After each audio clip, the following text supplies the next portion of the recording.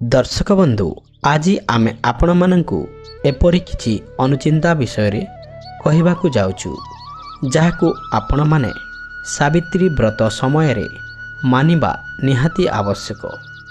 तेबे डेरी न करी आसंतु जानिबा सेही अनुचिंता गुड़िक विषय रे। सावित्री व्रत पालन विवाहित महिला माँ माने कदापि कला वस्त्र परिधान करंतु नाही, कारण कला वस्त्र नकारात्मक शक्तिर प्रतीक होइताए। एहाकू सावित्री व्रत भली पवित्र दिन रे परिधान करिबा द्वारा स्वामी जीवन उपरे संकट आसी थाए। सावित्री व्रत को 3 दिन पर्यंत निष्ठार सहित पालन कले पुण्य प्राप्त होइथाए और सौभाग्यवती होइथांती। एही दिन आमिष सेवन करंतु नाही, नचेत व्रत भांगी जीव। तेणु आपण निष्ठार सहित पालन करंतु।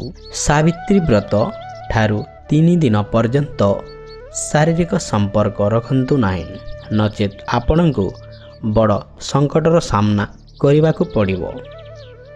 तेणु एभली भूल केबे भी करंतु नाही। साधारणतः सावित्री व्रत पूजा सरिबा परे महिला माने किछि अन्य कार्य करिथांती, किंतु व्रत पूजा परे महिला माने कोनोसी कार्य करिबा उचित नहे। आपण सेही दिन विश्राम करंतु।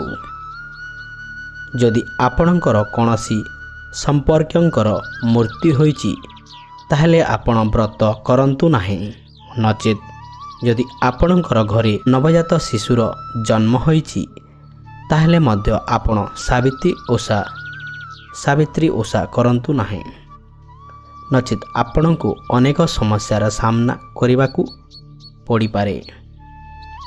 सावित्री व्रतरे कला कपड़ा भूलरे भी धारण करिबे नाही, कारण एही दिन शनिंकर जयंती अटे। शनि महाराजंकु कला कपड़ा बिल्कुल पसंद नुहे।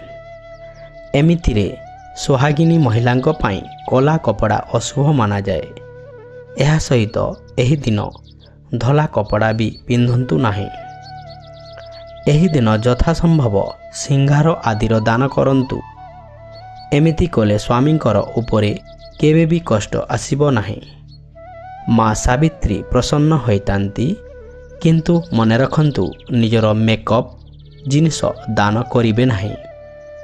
किणी करी दान करिबे, जहा द्वारा आपणकर जन्म जन्मर पाप क्षय होइताए।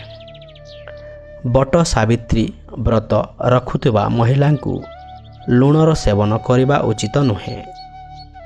घरे कोनोसी भी सदस्यंकु माछ मांस मदर सेवन करिबा उचित नुहे। एही दिन संभोग करिबा उचित नुहे। एही दिन बेसी समय शोइबा उचित नुहे। घोर पाप लागि थाए।